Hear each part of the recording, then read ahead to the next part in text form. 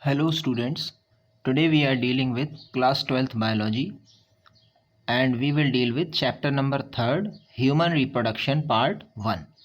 In this we will deal with male reproductive system.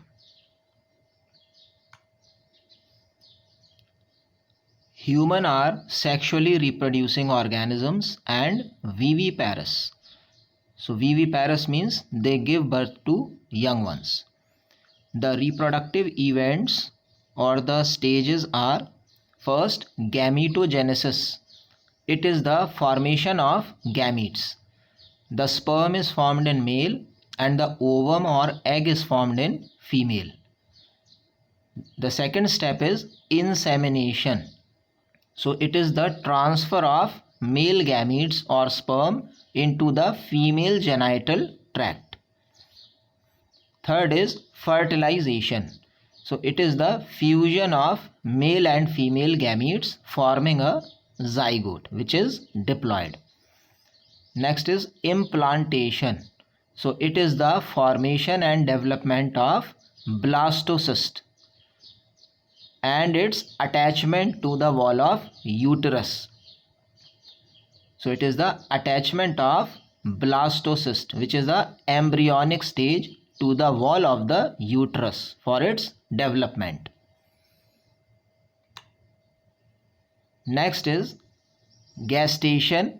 It is the embryonic development. So it is the total duration from implantation till delivery of the child. Then there is parturition. It is the act of delivering the baby. Lactation. When the child is born, the milk is produced by the mother to feed the baby. So these are the 7 events during reproduction in human beings. Male reproductive system. So it is located in the pelvic region. The pelvic region is the lower part of body in the abdominal region. It includes a pair of testes, accessory ducts.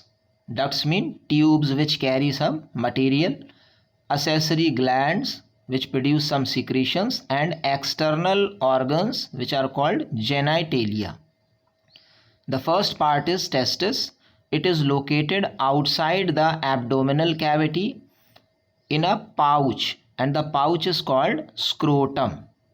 So testis is not inside the abdominal cavity, it is outside. The scrotum helps to maintain a lower temperature of testis. So it helps to maintain a lower temperature, about 2 to 2.5 degrees lower than normal body temperature. And this temperature is required for formation of sperms or spermatogenesis. Now at the normal body temperature, the sperms cannot be developed. So the scrotum provides a lower temperature. Here we can see 2 diagrams.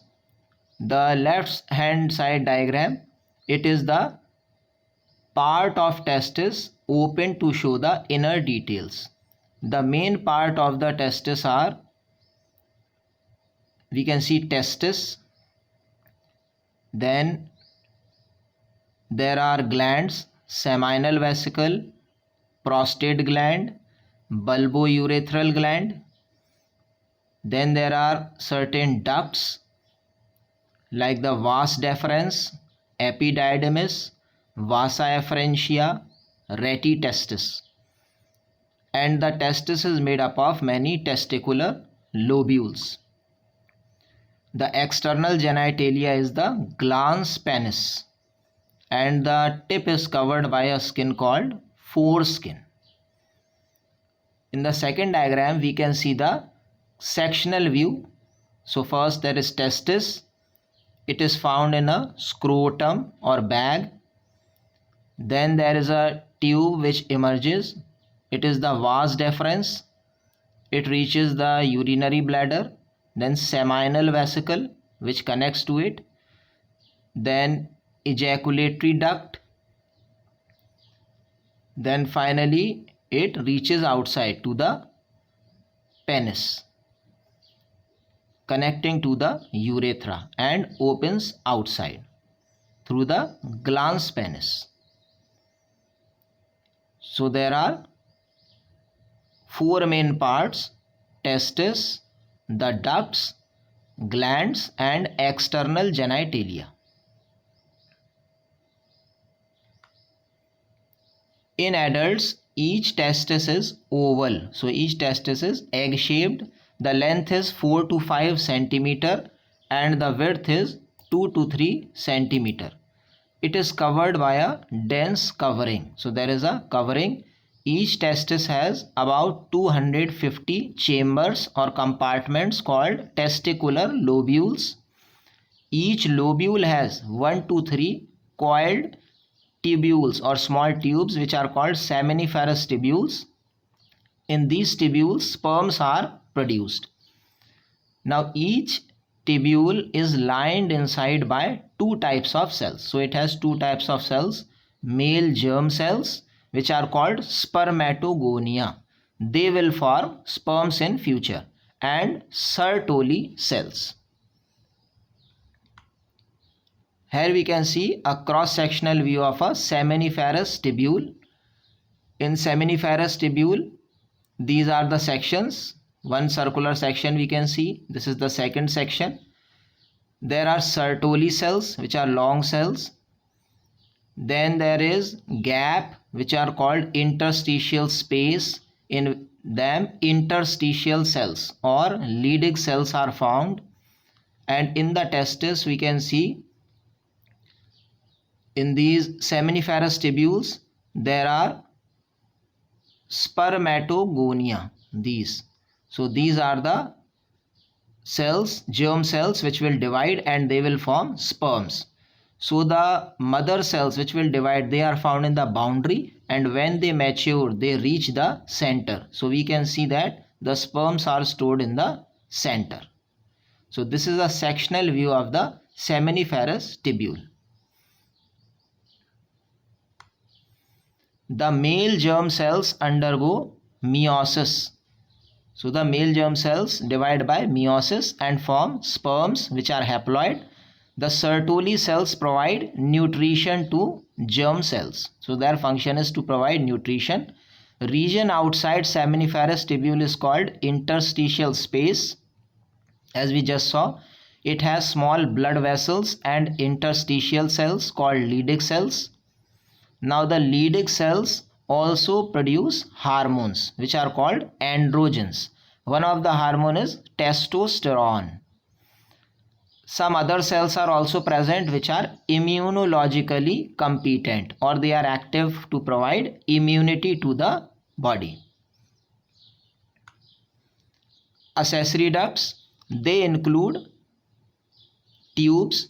So here there are main tubes: retitestis, vasa efferentia, epididymis, and vas deferens. Now here a pathway is being shown to depict the pathway of sperm movement. So first seminiferous tubule, which are found in testis, then retitestis, then vasa efferentia, then epididymis, then vas deferens, then they reach urethra. In urethra there is ejaculatory duct, then they reach penis, and finally the opening of penis is called urethral meatus. So this is the movement of sperm in male body. The accessory glands, they are seminal vesicles which are paired structures. So they are paired and open into vas deferens by ducts. They release a fluid for transfer of sperms. So they release a fluid which helps in transport of sperms. The prostate gland is a single gland and it produces alkaline fluid that gives lubrication and nutrition for sperms. So it also helps in providing motility to sperms.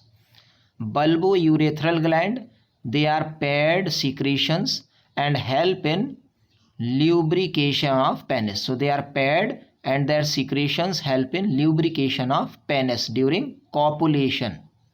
or release of sperms inside the female genital tract. The seminal plasma is formed from the secretions of the three accessory glands. So all the three glands, their secretions combine to form seminal plasma. It has fructose, which is a carbohydrate which provides nutrition, calcium and certain enzymes which will help in fertilization. There is external genitalia. It includes penis. It is made up of special tissue that helps in erection, so its length can vary. And insemination and release of sperm inside female genital tract. The enlarged end of penis is called glans penis, and it is covered by a loose fold of skin called foreskin. So it is the tip of the penis. So these are the male reproductive parts. In the next class, we will deal with female reproductive organs. Thank you.